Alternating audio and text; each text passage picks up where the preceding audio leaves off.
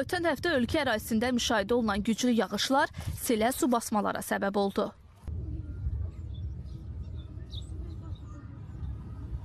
Bir də göl ətrafında tikilən evlərin su altında qalması məsələsi var. Burada isə təbiəti günahkar çıxara bilmərik. Çünki ətrafdakı məişət tuğlantıları, eyni zamanda bura boşaldılan qum topaları, buradakı yarım tikili baş verən problemi əslində açıq, aydın izah edir. Göründüyü kimi göl qanunsuz şəkildə qumla doldurulur və yerində evlər tikilir. Nəticədə isə həcmindən artıq dolan göl daşmağa başlayır.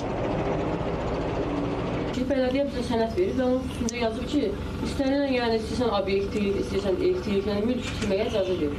Gölün doldurulması faktını görmüsünüz ümumiyyətlə o tərəfdə? İndi hal-hazırda doldura-doldura gedirlər, yavaş-yavaş satılır. İndi o gölü biz gedib yaxın gedə bilərik o gölə.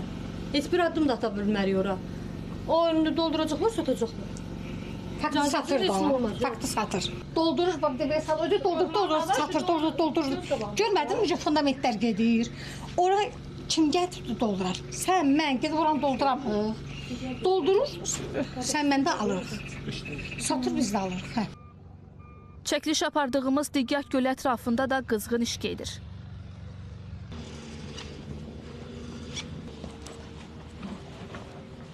Buranın sakinlərisiz yoxsa bələdiyyədən? Sakinsiz? Burada nə işlə məşğulsunuz, onu soruşmaq istəyirəm. Burada şoru böldürük. Şor qalxmasın, bənd bölürük. Maraqlıdır. Qanunsuz iş görülmürsə, daha doğrusu göl doldurulmursa, bələdiyyə sədri nədən çəkinib özünü sakin kimi təqdim etdi?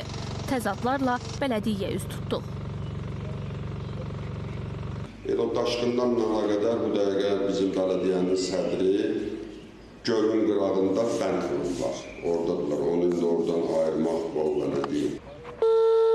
Zəng edirik. Biz gəlmişdik bələdiyyəyə, yox idiniz. Dedilər sahədəsiz, bəs ərazidəsiz. Biz sizi görmək istəyirdik, mümkündür?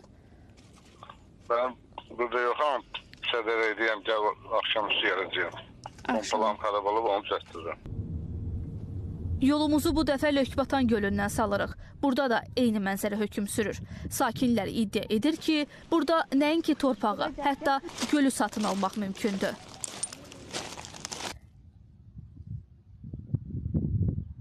Qaynımgil harasa 5-6 il bundan qabaq belə yeri tutublar, kamazla daşıyıb doldurublar da. Hə, onun elə bir nə bilim 3000 mi, 5000 verib, o 4 sotuna deyəsən, 4-dür, 5-dir, bizə də bir 4 sotuna 5000. Hə, elə də, hə. Elə. Özü doldurub da, elə bir gölü doldurub torpaq edib. Bunlar hamısı elə. Göl bu tərəfi qurudublar. Bu binadan o üzə su var idi. Quruda gedirlər, töküb torpağı qurudub satırlar.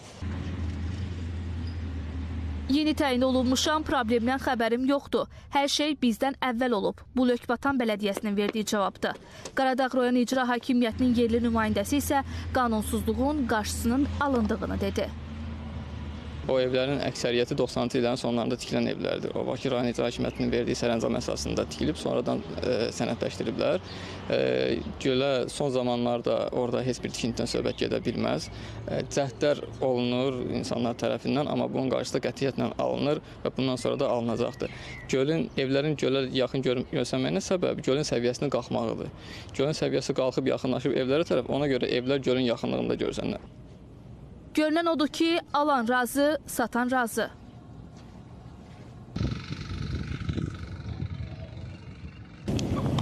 Xəstəlikdə özümüz bilə-bilə oturmuşuq xəstəlik içində. Bəs bu vəziyyətə görə kimdir müqəssir? Ayşə Cümşudova, Bağır Kərimov, ASTV xəbər.